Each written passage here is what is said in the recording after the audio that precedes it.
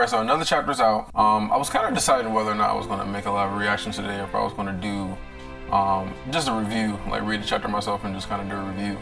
But I started reading a little bit, and I'm just like, oh god, I got so much stuff I'm thinking about. Let me just make a live reaction. So, and yeah, so I guess the way I just started off is just talking about the previous chapter, because I didn't make a review of that chapter. Not a whole lot happened in that chapter as far as like Arthur testing out the new weapons and stuff, and the situation with Ellie and her regalia and getting taught a little bit of stuff, or understanding a little bit more.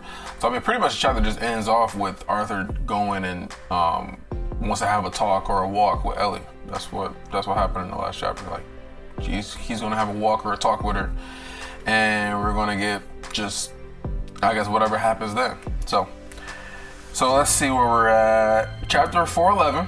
We're on 411. A family affair. Okay, so family affair. So I'm guessing it has to do more so with Arthur and his family. I'm guessing. Maybe it's gonna be some big decision that gets made or something. I don't know. But let's just start it off. Okay. Our steps, both light, whispered off the carved stone and the tunnel walls. The low rumble of an earthen grinding was vibrating down through the Earthborn Institute from somewhere in the distance, and everything smelled of dust and stone and damp. I ran my fingers along the sandpaper texture of the stone as we walked, thinking. I kind of miss the open sky, don't you? I asked Ellie. Do I ever? She replied wistfully. It feels like I've completely lost track of time and normalcy while hidden underground. Still, it's better than the sanctuary. At least we've got more than mushrooms and cave rats to eat. Yeah, that's true. They didn't really have a whole lot of food. I think it was just those cave rats, and then she said just mushrooms. Because I remember Boo was eating mushrooms, some shit, or they had fish, but I think maybe all the fish had died or something. I'm not really sure. I didn't apologize out loud. I'd already said those words to her and didn't want to cheapen them further. Yeah, I mean that's smart. You already apologized. There's no need to keep apologizing over and over and over again. And to be honest, if you think about it, he didn't really do anything wrong. He doesn't really have anything to be sorry for. He was trying to further, understand more stuff about Alacria and get more powerful, learn more about the Relictombs. And so, I don't think he has anything to be sorry for. If anything, they should just be extremely grateful. Just be extremely grateful that he came back and saved their life, pretty much. So don't keep apologizing. Keep apologizing don't make any sense. I did in my heart. The guilt of knowing I could have returned sooner, and didn't still linger. He could have returned sooner, right? But see, here's how I think about it. Arthur doesn't have a duty to protect his family. All right, now hear me out for a second. He doesn't have a duty to protect his family. It's not his job, right?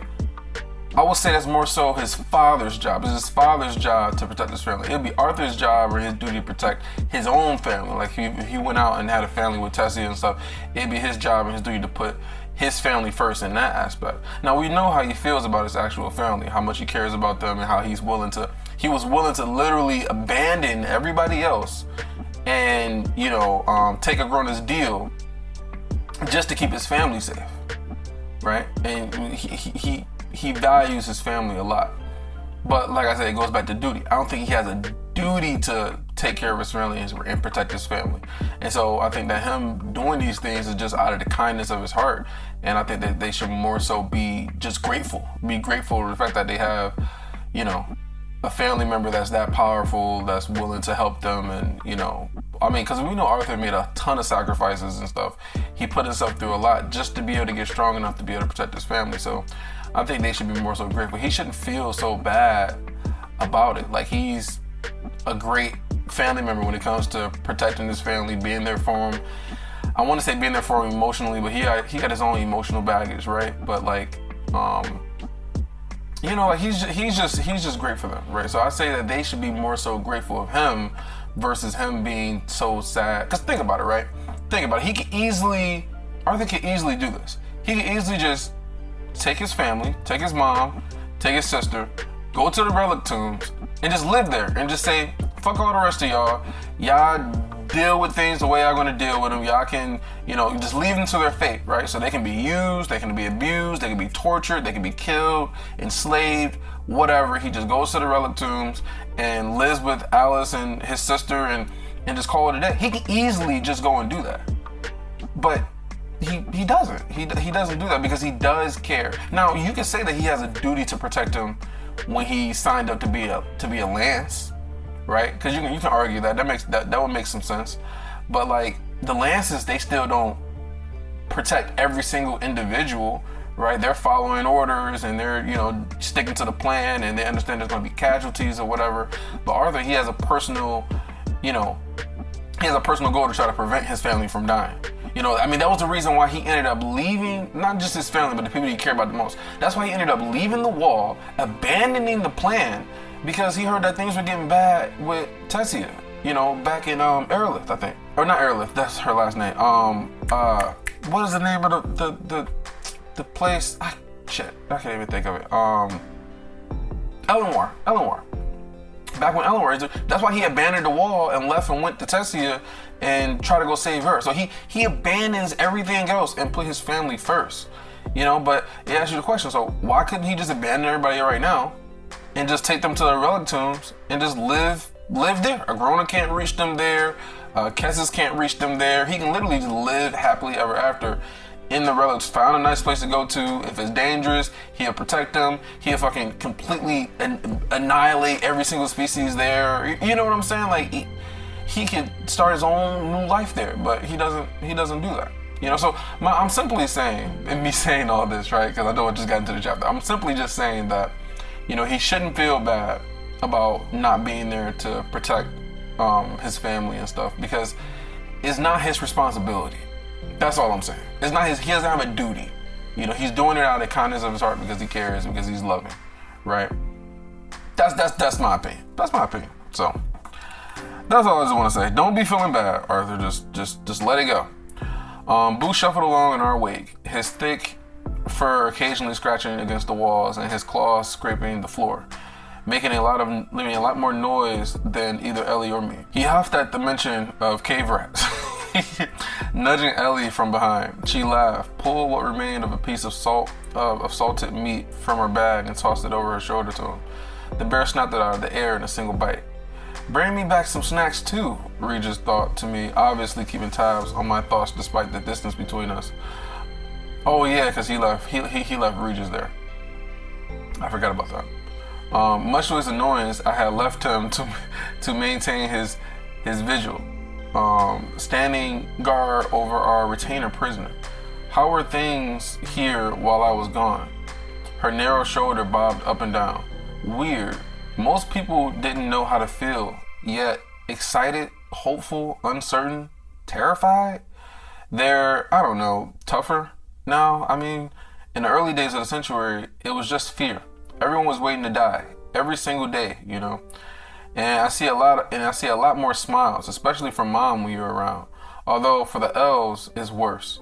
Their hope is complicated.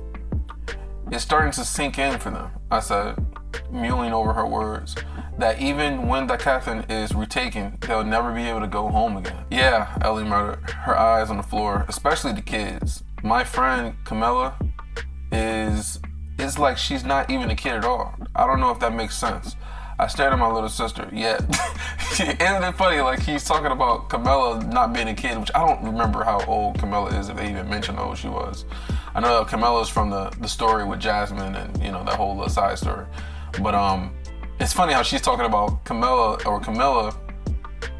saying that, it's like she's not a child at all, not recognizing the fact that, like, she's a kid too, and she acts like she's not a child sometimes too, although she does the sticking out the tongue, all that childish stuff too, so it's kind of funny to hear her say that.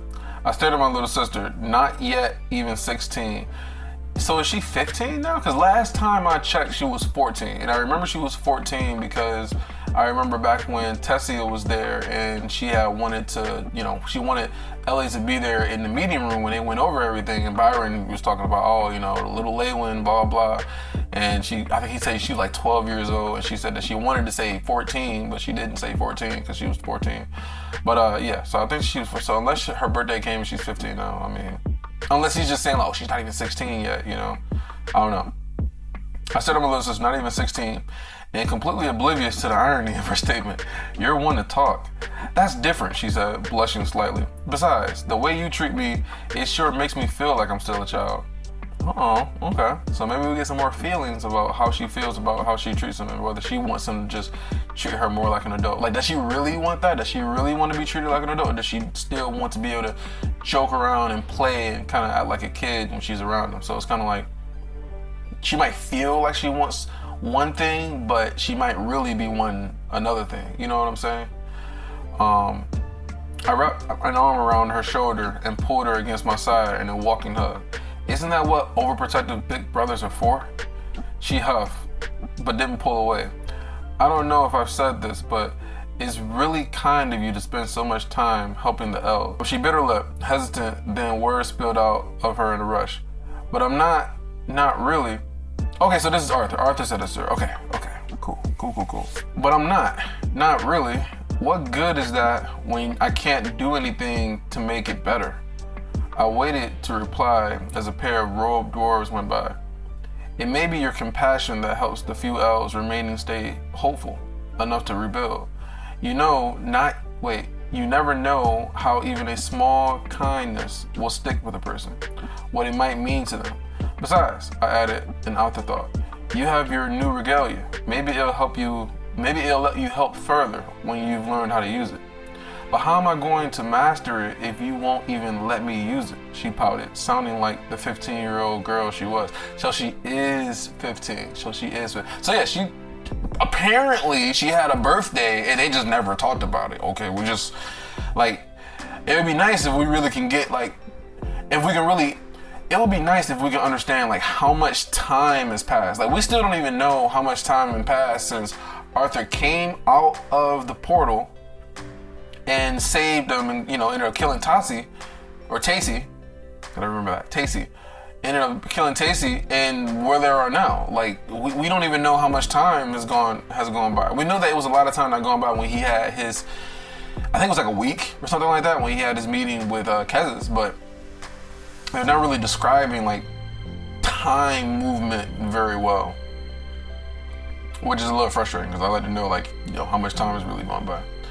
I mean, they can simply just say like, you know, a week later or something, or maybe put like a date or something. Like maybe it's January and cold or something, and now it's like April or something. It can be like right next to the POV. So you got the POV and you're just like, oh, March 15th POV Tessia, you know, or it's not even Tessia anymore. Now they're saying Cecilia.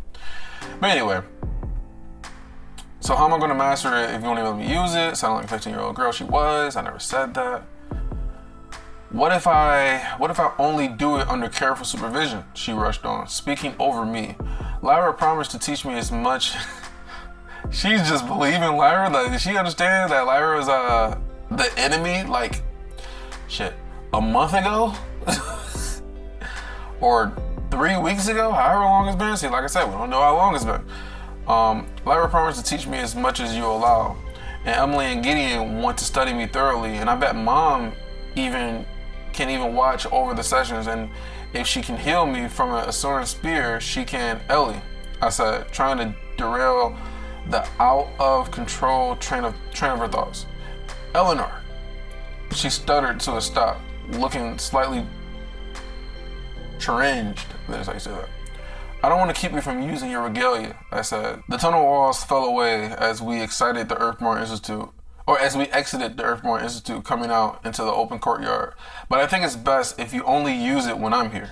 She opened her mouth, rolled her tongue against her. See, if he says that, but he can't really be around that much, yo. Like, I mean, that don't really make sense. He needs to, you know, empower himself. Need to go back to the Relictombs. We need to get some progress and understand what's going on with the lances. Are they developing or are they just still weak? You know, they're not weak, but, you know, in comparison, he can't be around all the time.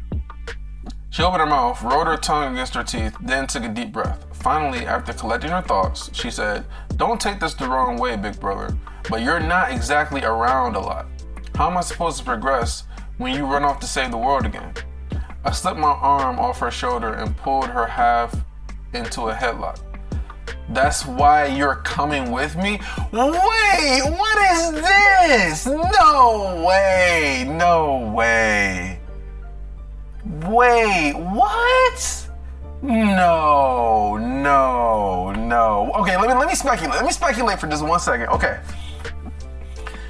That's why you're coming with me. So does he mean okay, kind of like how Jasmine was? Jasmine was coming with him when he was kind of, taking back the different areas and stuff like that. Is that what he means? Or does he mean that when he goes to the Relictombs, he's gonna take her with him with Regis? Oh man, that would be crazy. Listen, so what that would mean is he's training her to be equivalent to him.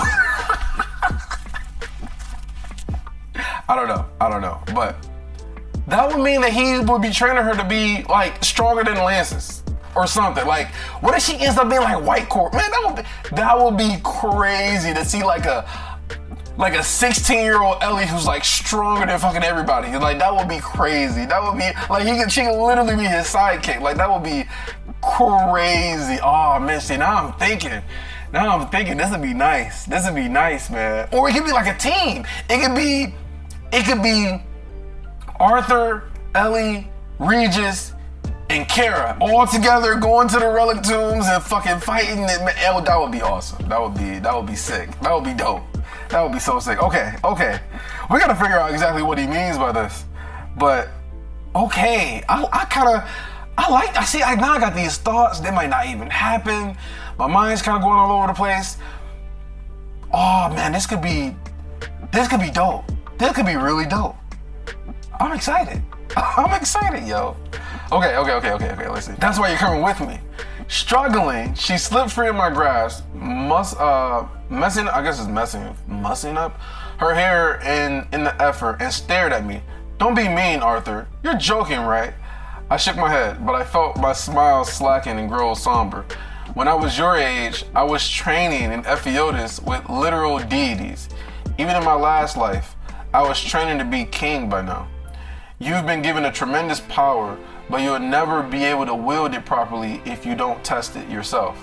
Bro, this is so crazy. So he's like, okay, so he's like, when he said, because he said this before in the last chapter, that he needs to stop treating her like a child. So this is what he means by that.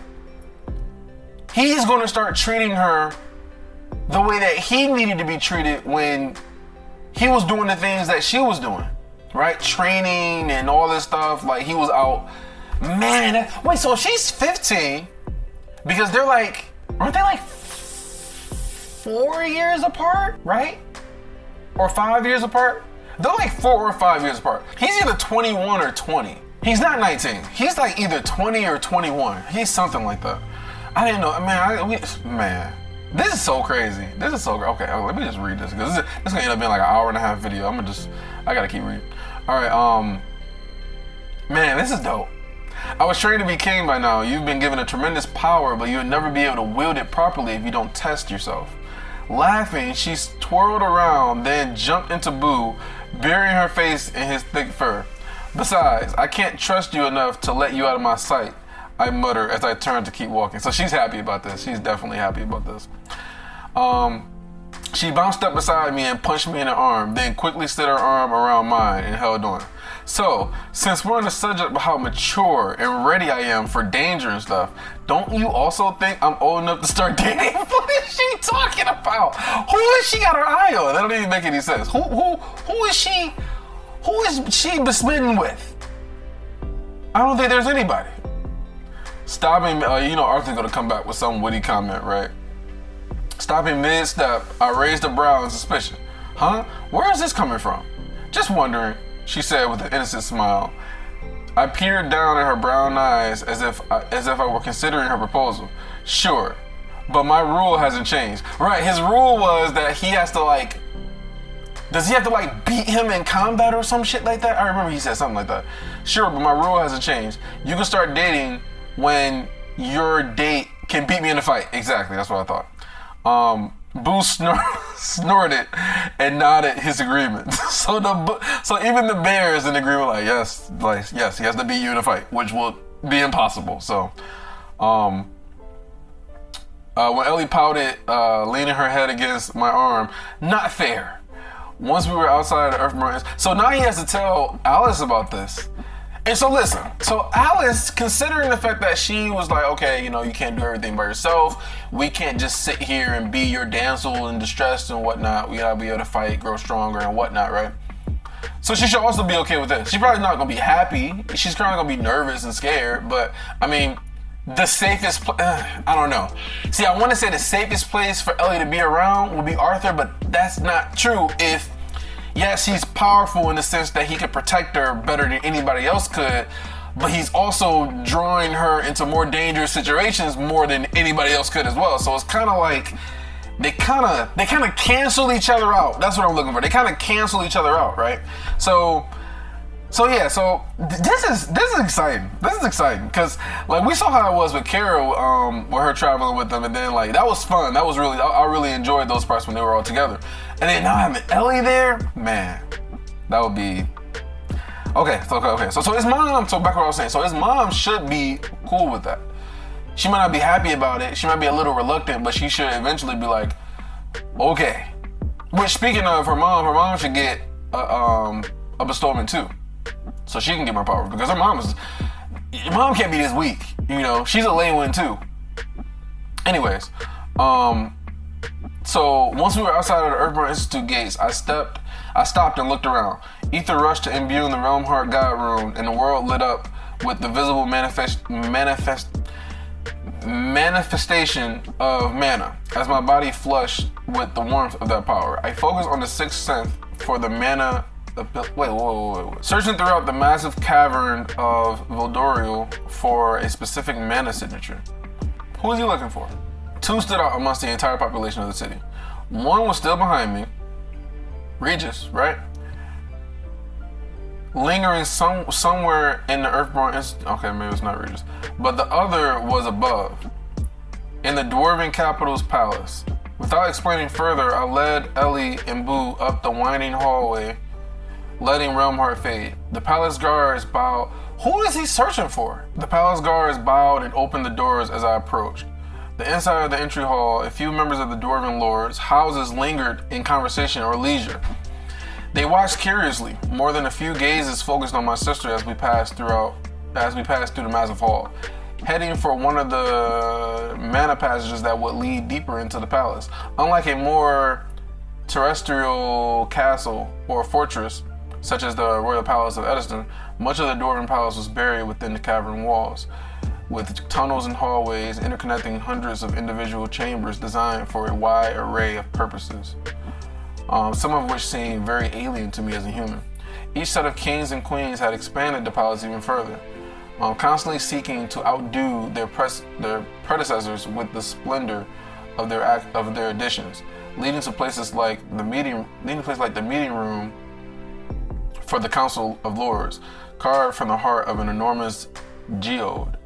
One of the older such additions had been constructed during a time of extraordinary closeness between the elves and the dwarves, before the most recent war between Sapin and Eleanor, which saw Darv retreat back to his desert in order to avoid being pulled into the conflict. The chamber in question was higher than most of the others, and so Ellie and I, with Boo trailing behind, found ourselves climbing up a long switchback stairs. By the time we reached the top, Ellie was glistening with a thin sheen of perspiration. Her breathing labored despite her efforts to hide it. Boo was grunting monotonously? I don't know. With each step. Have you been up here yet? I asked with a smirk. She shook her head, apparently having no breath for words. The stairs, where is he going? And who is he trying to... One of the lances, maybe? The stairs opened in a sort of a clove. A small cove that itself was hidden behind a fold of rock. It wasn't until we exited the cave and moved around the jutting stone that we could see the full chamber. I had to shield my eyes against the bright light, a sharp change from the dimly lit stairs. Slowly, as my eyes adjusted, I was able to take it in properly. Ellie and I stood at the edge of a large grotto, and for a moment, it was easy to forget we were underground. The entire chamber was lit bright as day by floating lights, white as the sunlight or the stars at night. On the ground, thick moss grew like grass, softening and hiding the stone, and a combination of moss and creeping vines turned the walls emerald as well. This is like a very beautiful place. What the hell? So they're still underground, but the artifacts, I guess, floating lights. The floating lights make it look like it's daylight. Yeah, so the walls were emerald as well. If you didn't look right at them, it almost felt like you were surrounded by a dense forest. About 30 feet up the walls, the green gave way to black, as the entire domed roof was carved of obsidian, which caught the light and reflected it in every direction, twinkling and shining like the night sky. This is has anybody else been here? A single large tree dominated the center of the chamber. Its boughs spread out for dozens of feet in every direction, covered with broad, bright green leaves and little pink fruits. Supported within its massive boughs was a small structure, which looked as if it had grown into the tree itself, or perhaps out of it. The Elshire Grove, I announced quietly. Beside me, Ellie's mouth fell open in wonder. It's beautiful. It was another voice who spoke next, coming from inside the structure. A gift from the ancient elven king, Dalian Peacemaker? Virion! Oh, Virion! My guy! Virion stepped out into the false sunlight, then leaned on the rail of a balcony that ran around the outside of the dwelling and smiled down at us both. To the Dwarven King, Alfred Ironhand, as a symbol of their friendship, the Council of Lords have been kind enough to give it back to the elves for the duration of our stay here. Byron came out. Yeah, because Byron's always with Virion. I keep forgetting about that. Byron came out behind Virion and leaned against the door jamb. This tree very likely represents the last remnant of the Elshire forest. It is only right that it belongs to the elves, and it should go with you when you eventually leave Vildoria. How does it go with him? I'm confused by that. You can't just take a tree and move. I mean, you can take a tree and move it, but not a tree. I guess they could. I guess, right? So this tree very likely represents the last remnant of the Elshire forest. It only right that it belongs to the elves, and it should go with you when you eventually leave Vildoria. Perhaps, Virion said, with the air of someone avoiding a repeated argument. While it may only take one acorn to plant a forest, Eleanor is a graveyard, and the soil there may never bear life again. He pulled his attention back to me and Ellie. Anyway, it's not large enough for all the elves to stay here, of course, but I have made sure to invite every elf here at least once, so they may experience this small memory of home. Anyway, we'll come down to you. I'm sure you have something important to discuss, Arthur, if you went all the trouble to come up here. As Virion and Byron climbed down a steep series of steps that wound around the trunk of the tree, I led Ellie to a flat patch of moss near a small brook building. Where? A brook bubbling away near the edge of the cavern. Okay. We each lounged back in the thick, soft moss, which released an earthy, slightly sweet smell as we disturbed it. Boo went to investigate the creek, no doubt hoping to catch a fish or two. Virion and Byron joined us only a moment later. The former, which is Byron, right? Sitting cross-legged next to us. Byron stayed standing. Wait, the former. Oh, I'm stupid. Not the latter. The latter is Byron, the former is Virion. stay standing. Any word from Virion on the situation of Caliburg, Byron asked? Not yet. But if the Alacrians there are as dug in as our early reports suggest, it could take some time. You could have gone yourself, he suggested. Yeah, he could do everything. Like, damn, like, give him a fucking break. Like, he can't do everything. Shit. You could have gone yourself, he suggested, his tone and intentions unclear. It was good you didn't, he added after a moment, giving me a firm nod. We've been underground for too long. Literally, in my case, and the lances need to be seen, their presence felt. Virion snorted with amusement, turning to look up Byron. An ironic statement, since I tried to sing you, and you refused to go. I'm needed here, at your side. It's nice though, I'm not gonna lie, like, it's nice to see Byron is just like, he's an actually empathetic, caring human being now who values and respects Virion and doesn't even want to leave his side. You know, like, that's great. You know, that's awesome. So I'm needed here at your side, Byron replied hesitantly, looking down and away. Viray is better choice to revive the name of Lance in the hearts of the people. I felt hope dwindling as I listened to the exchange, feeling I already knew the answer to the question I had come here to ask. Okay. But I forged on. Well, I'm glad to hear you say that, Virion, because it relates to why I'm here. Virion returned his gaze to me, the wry smile smoothing out into an impassive, curious expression. While behind him, Byron's features hardened. The continent is largely back in our hands. Wait. He's about to leave. Is he about to leave? And he's like letting them know, like, listen, I'm about to go. Here's what I want you to do. And I'm taking Ellie with me. That is okay. I need to not get my hopes up. Just calm down. Calm down. Calm down. Just calm down. All right. The continent is largely back in our hands, I started, considering my words carefully. And I've extracted a vowel from Kez's Indrath. Okay, is this the first time I'm telling them about that? The continent is largely back in our hands, I started, considering my words carefully. And I've extracted a vowel from Kez's Indrath himself to help protect the captain from further reprisal. I've heard his word before, from a grown-up, who is busy minding his own continent at the moment anyway.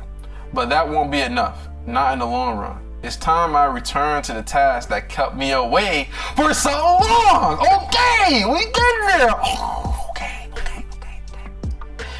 Virion leaned forward, resting his chin on his hands. Yes, I've been expecting this. I am glad. If it means a chance to bring Tessia back. Right, so that's his hope.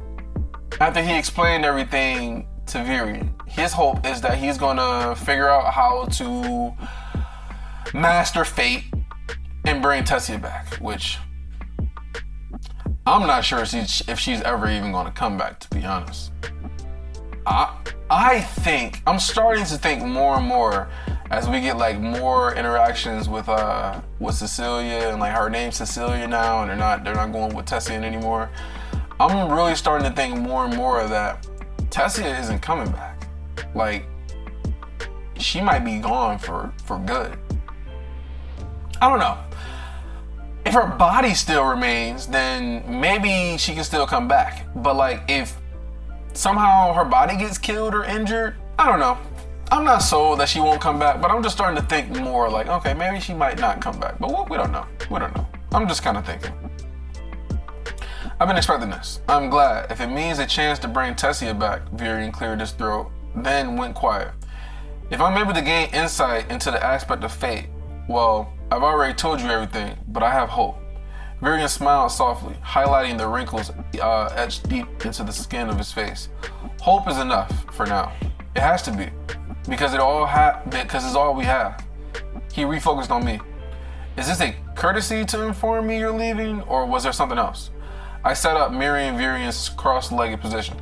I don't plan on returning to the Relictombs alone.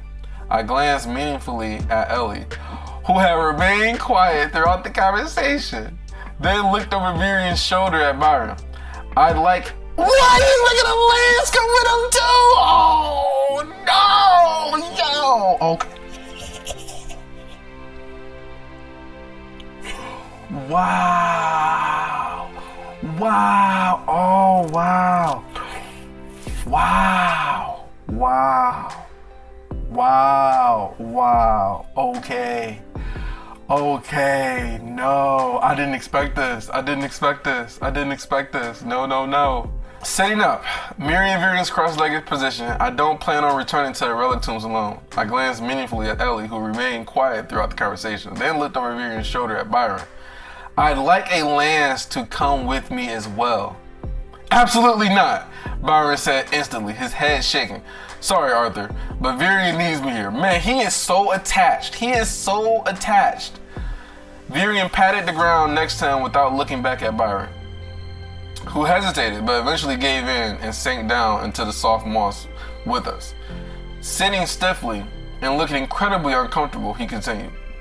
There are thousands of elves' families to reach out to. We've started a census with the goal to reunite as many families as possible. We still don't even really know how many refugees were able to escape Eleanor after the Elacrian invasion. A noble undertaking, I acknowledge, but hardly a job necessary for a lance. Byron breathed out hard, starting to stand, glanced at Virion, and forced himself to be still. Listen, he has so much respect for Virion, man. Like, he has respect for Arthur too, don't get me wrong, but like, his level of respect for Virion is like top tier, like almost like a father figure in a sense. You know what I'm saying? Like, yeah, man.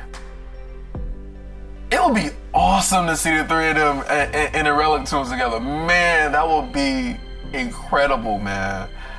Byron breathed out hard, started to stand, glanced at Virion, and forced himself to be still. I wasn't always kind to others before you. He paused, his eyes darting everywhere but me or Ellie. You know what I was like. You were on the receiving end of it yourself, more than once. And yet, after you vanished, when I thought I would never recover from my wounds, Virion and his people cared for me in a way I don't think anyone had before. They helped me rebuild my strength and convinced me I had a purpose. This is my purpose, Arthur. Okay. I respect this. I respect this a lot. Like, he literally has deep feelings towards the elven people who helped him recover. And, you know, he has gratitude and he wants to pay it back. But Arthur could twist this and say, how else to pay it back than to be there and then to come back and be able to protect them from anything, man. Protect them from any threat. That would be shit, man. That'd be a real way of being able to, pay them back. Is being able to come there and not get your ass handed to you anymore, and be able to go toe to toe with anybody. Man, he can say that. He can say that too, you know. Where am I at? So yeah, they helped me rebuild my strength and convinced me I had a purpose. This is my purpose, Arthur. Byron's jaw worked silently, and finally his gaze met mine. Don't think I do not yearn to test myself. I can feel the potential within me, stretching out into the distance like an open road. The mana from that horn has brought me far, but there is so much more for me to learn and accomplish. He set his hand on Virion's forearm. After. Okay, so he has a drive too. He can feel it. He's like, yeah, I got so much more potential in me. I can do so much more. But he's literally choosing to be more grateful and what's the word I want to use? He's choosing to be more grateful and try to pay back his their kindness to him. He's choosing that over his desire to get stronger. Like, he's literally choosing that over it. Like, Byron is like a completely different person.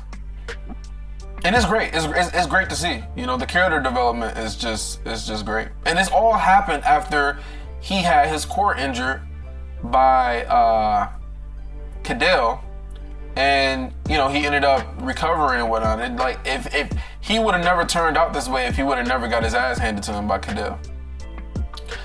And that's just what that's what character development is all about, and I love it. Yeah, there was nothing I could say to counter Byron's argument. My original interpretation.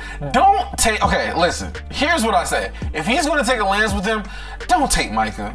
Take Virion. Don't take Micah. Micah is. I don't know. I can see Micah and Regis, getting along very well, but like, I don't know. It would be nice to have it be Arthur and Virion and Ellie, and then have Virion open up more. Because remember, when she first saw Arthur and thought he was dead, she gave him a hug, like a tender hug. And so there's so much more she's like keeping deep down, and for her to go on a journey with Arthur, I think it will open up so much more her personality, how she really feels. Maybe we get to learn a little bit more about her past and how she became the person that she is now, how old she actually really is. I like Virion, so I and Virion was like my favorite. Then Byron, he kind of skyrocketed up to the top, with his character development. But it'll be nice to see them like with Virion. Micah, I just don't really find her that interesting. Micah's just too playful and old and blah blah blah. I don't know. Her whole hammer is kind of lame. I'm not gonna lie, but yeah. So it'd be nice to have it be Virion. But then she's taking care of some other stuff too. So will it be Virion? Will he try to take somebody else? What's his reasoning for wanting to take a lance? Does he want to make them more powerful? There was nothing I can say to counter Byron's argument. My original interpretation of the situation, that there was little need for a lance to be involved in such a mundane procedure as its senses, was short-sighted and even perhaps a little selfish. Well, I guess, but you're looking out for everybody and trying to make people stronger. That's all he's trying to do. He's trying to make people stronger. If Ellie was going to come with me, I needed assistance to make sure she was safe, but I couldn't ask Byron to leave behind his work, especially if it meant so much to him. I understand, I said after taking a moment to process these thoughts, and I appreciate what you're doing. Eleanor was my home too, after all, even if only for a few years. Byron's brow rose at that, and he chuckled. I'd nearly forgotten. It's difficult to think of you as a child.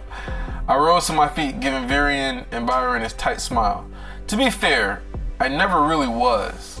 Did he ever explain to Byron? I know Virion knows a little bit about his past life, but does Byron know?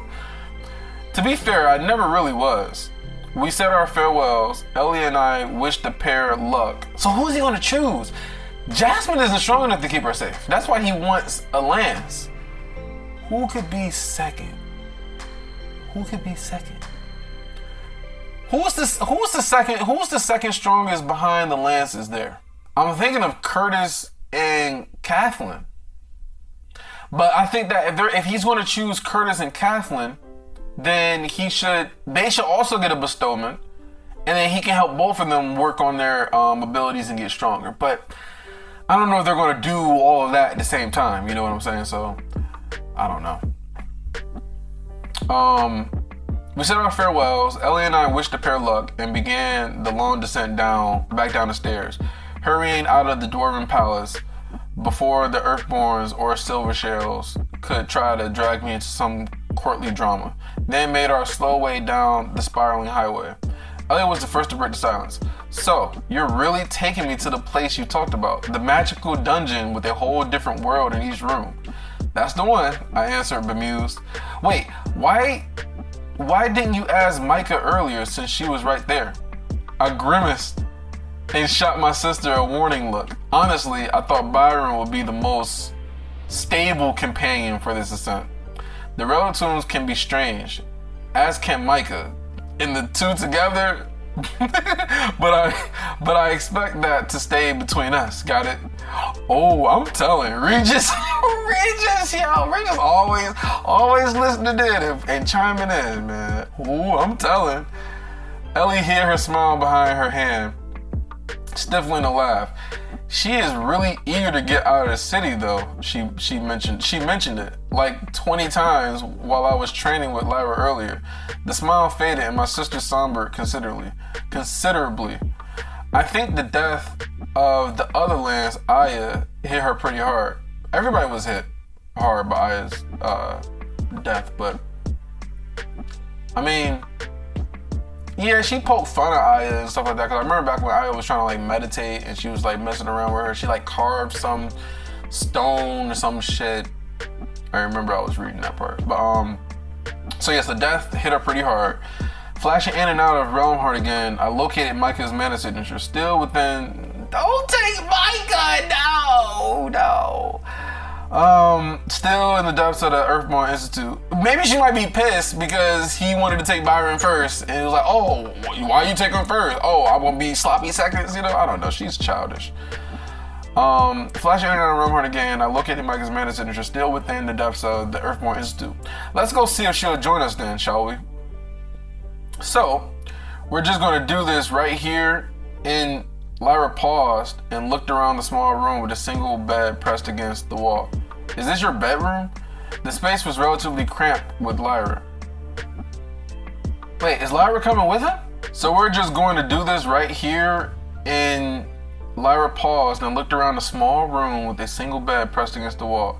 Is this your bedroom? The space was relatively cramped with Lyra, Ellie, Micah, and me all standing awkwardly around the smooth silver half sphere of the portal generation portion of the compass, which is already projecting an opaque oil slick oval into the air above it. Boo has showed it. Right, Boo's gonna be with him too. They got a whole crowd, man. So you got Arthur, you got Micah, you got Ellie, you got Boo, you got Regis, and they're taking Lyra. Oh man, they got a whole crew with them now. But then think about this. Think about how strong and powerful the Relictombs are going to be, because they match their power. So it's just like, how ridiculously powerful is this? Man, this is going to be crazy. Because Arthur's already strong as shit. Lyra's no chump. Regis is already strong. Ellie is not no chump either. And then you also got Micah there. Bruh, this is going to be crazy. Boo had shoved his head and shoulders into the room, and my mother... Right, did he even ask her permission yet? And my mother was craning her neck to watch from outside. So they skipped past that part. Okay, they just skipped past. That's cool. That's cool. Was craning her neck to watch from outside. The compass needs to remain somewhere safe while we ascend. Right, because they got to be able to come back. Okay, makes sense. The compass needs to remain somewhere safe while we ascend through the Relictombs, I answered. Here, we'll have an emitter close to hand if anyone gets injured and we need to return. I won't go anywhere, Mom said gravely, standing on her tippy toes to better be seen.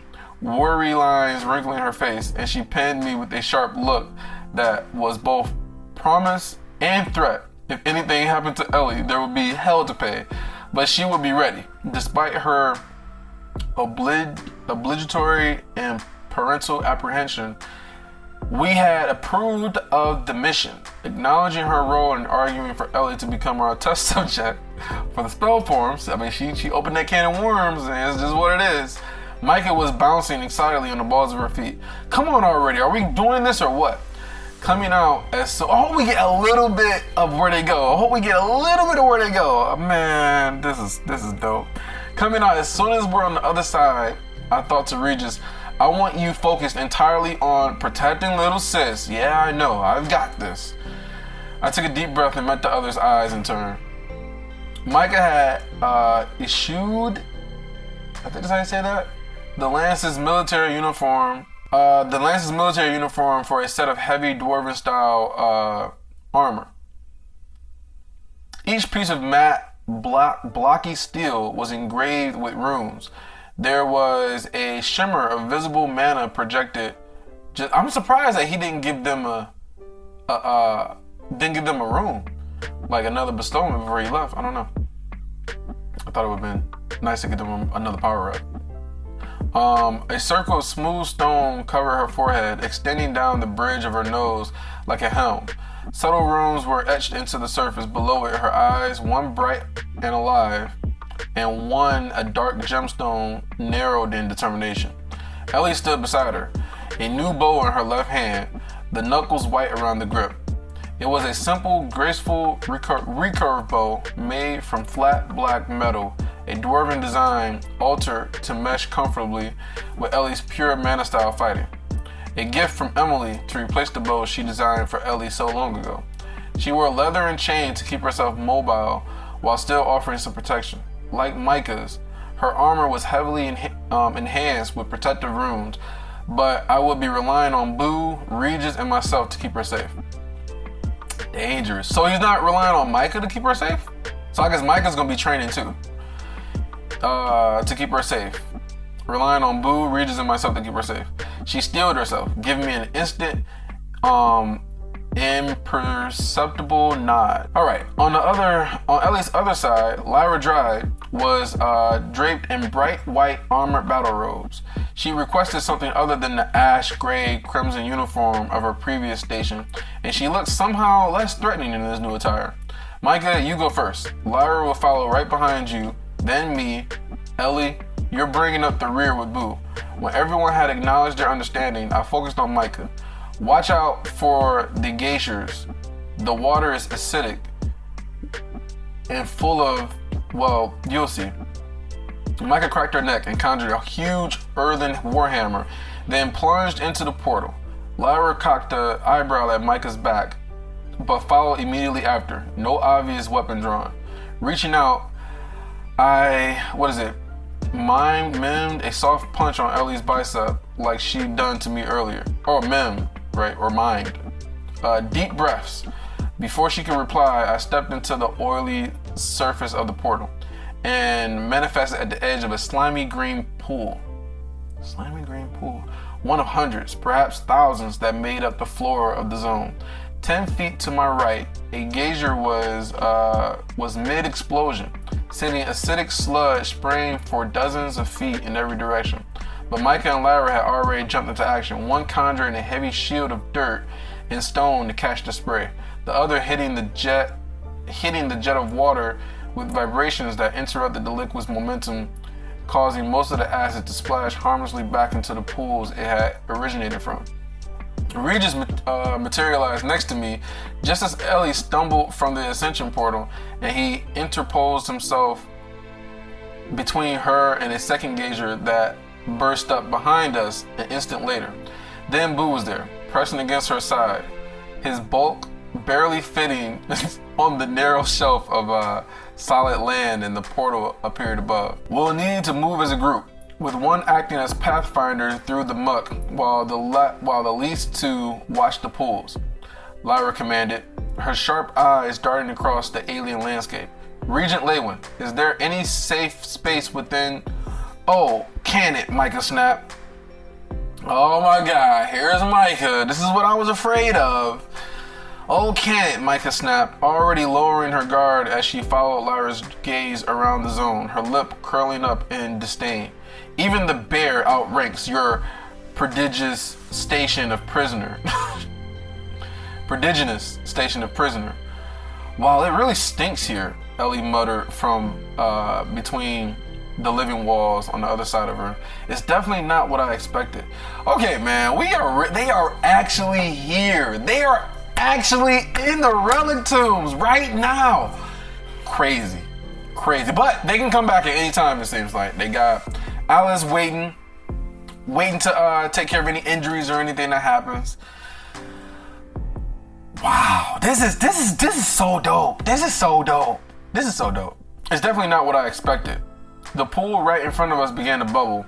A monstrous beast the size of a horse lunged into the air, the diffused light reflecting off its slimy skin. A giant slug, blacker than tar and covered in dozens of toothy, snapping maws, arched in the air towards us. While Micah was still adjusting her grip on the oversized hammer, and Lyra's lips were forming a whisper curse, I stepped forward. An ether wait, is this Arthur talking? It's definitely not what I expected. Yeah, her sentence ended. So this is Arthur thinking and talking. A giant slug blacker than tar covered and arced in the air towards us, while Michael was still adjusting her grip on the oversized hammer, and Lyra's lips were forming a whispered curse. I stepped forward, an ether blade shimmered to life in my fist, moving in a smooth arc that bisected the beast, cleaving it in two and sending the desperate parts flying to either side of the others. They're probably like, oh shit, he's showing off now. Or maybe, or they might be like, oh shit, he's strong as fuck, or something, I don't know. Micah's hammer fell on one writhing half, smashing it to a pulp, while a silent but visible vibration emanated from Lyra, distorting the air around the other half, and it suddenly burst apart into green and black slime. Behind him, Ellie held an arrow against the string of her bow, her mouth open in surprise, eyes wide. Welcome to the Relictombs, I said somberly. Man, that is crazy. That's crazy.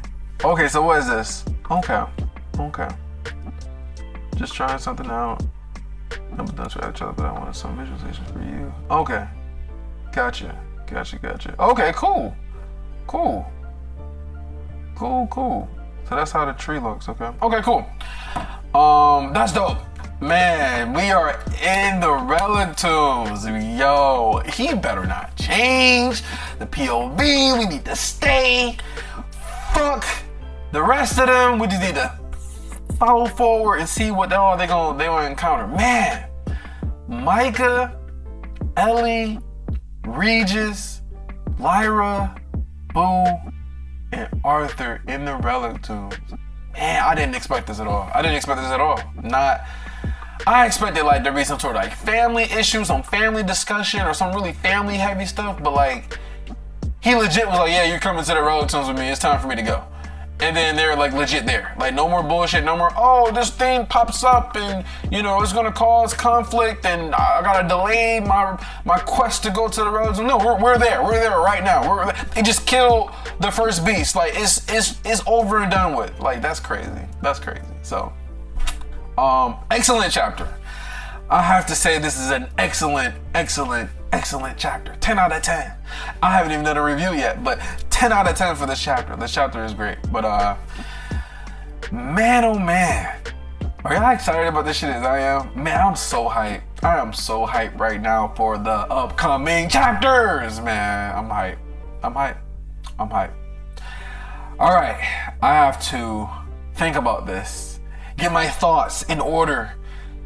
Come up with a review and not skip no days. But anyway, if y'all made it this far, I appreciate y'all watching. Like the video because this chapter was dope. And subscribe. I know some of y'all not subscribed. And I'll check you guys out in the next video. Peace.